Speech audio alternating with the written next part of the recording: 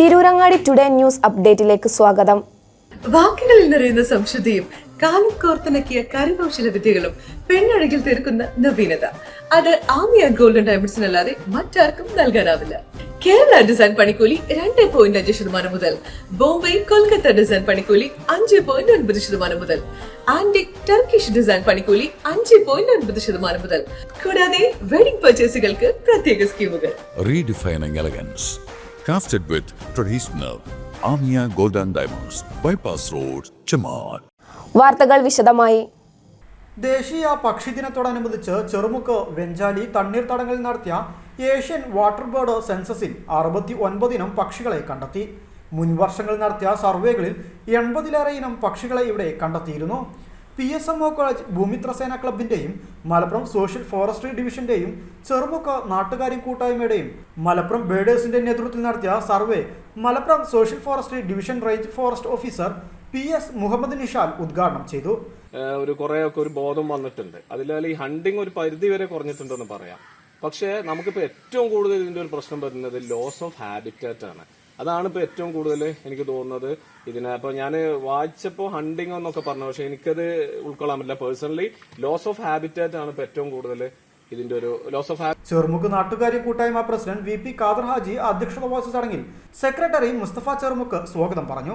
Kampra Haneefa Haji, KV Latheef, PT Anas എന്നിവർ ചടങ്ങിൽ സംസാരിച്ചു.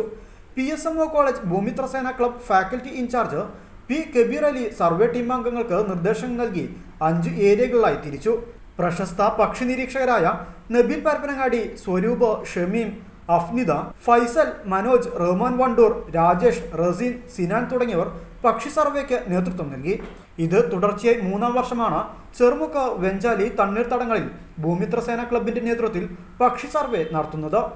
മുൻ വർഷങ്ങളിലെ സർവേകളെ അപേക്ഷിച്ച് പക്ഷികളുടെ വൈവിധ്യത്തിൽ കുറവുണ്ടെങ്കിലും 2023 നടത്തിയ സർവേയിൽ കണ്ടെത്തിയ കേരളത്തിൽ അപൂർവമായി മാത്രം കാണപ്പെടുന്ന ചാരത്തലയൻ തിത്തിരിയുടെ 12 പേരടങ്ങുന്ന ഒരു കൂട്ടത്തെ ഇപ്രാവശ്യവും ഇവിടെ കണ്ടെത്തി. വടക്കുകിഴക്കൻ ചൈനയിലും ജപ്പാനിലും പ്രജനനം നടത്തുന്ന തിത്തിരി വർഗത്തിൽപ്പെട്ട പക്ഷിയാണ് ചാരത്തലയൻ തിത്തിരി. ഇവർ ശൈത്യകാലത്താണ് ഇന്ത്യയിലേക്ക് ദേശാടകരായി എത്തുന്നത്. വയലുകൾ പോലെയുള്ള ആഴം കുറഞ്ഞ വെള്ളത്തിലെ പ്രാണികൾ, പുഴുക്കൾ തുടങ്ങിയവയാണ് ആഹാരം. ചെങ്കണ്ണി തിത്തിരിയേക്കാൾ അല്പം വലിപ്പം കൂടുതലുള്ള പക്ഷിയാണ് ചാരത്തലയൻ തിത്തിരി. കേരളത്തിൽ ഇതിനെ അപൂർവമായേ കാണാറുള്ളൂ.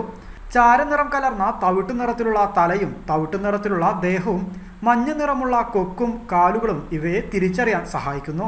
ചെറുമുക്ക് ആമ്പൽപ്പാടത്ത് ആമ്പലിന്റെ മുകളിൽ ഇരുന്നും നെൽകൃഷി ഇറക്കുന്ന സമയത്ത് നിലമൊരുക്കുന്ന സമയത്തും ഒറ്റപ്പെട്ട സമയത്ത് വയലിലും കാണാറുണ്ട്.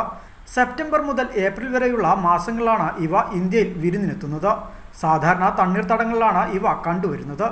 എന്നാൽ മുൻവർഷങ്ങളിൽ ഇവിടെ സ്ഥിരമായി കണ്ടിരുന്ന വർണ്ണക്കൊക്ക്, കന്യാസ്ത്രീ കൊക്ക് തുടങ്ങിയ പക്ഷികളെ ഇപ്രാവശ്യത്തെ സർവേയിൽ കണ്ടെത്താനായില്ല.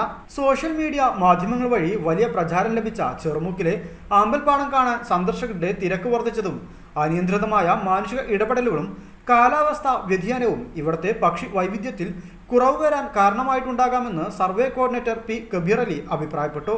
News bureau, Tirurangadi.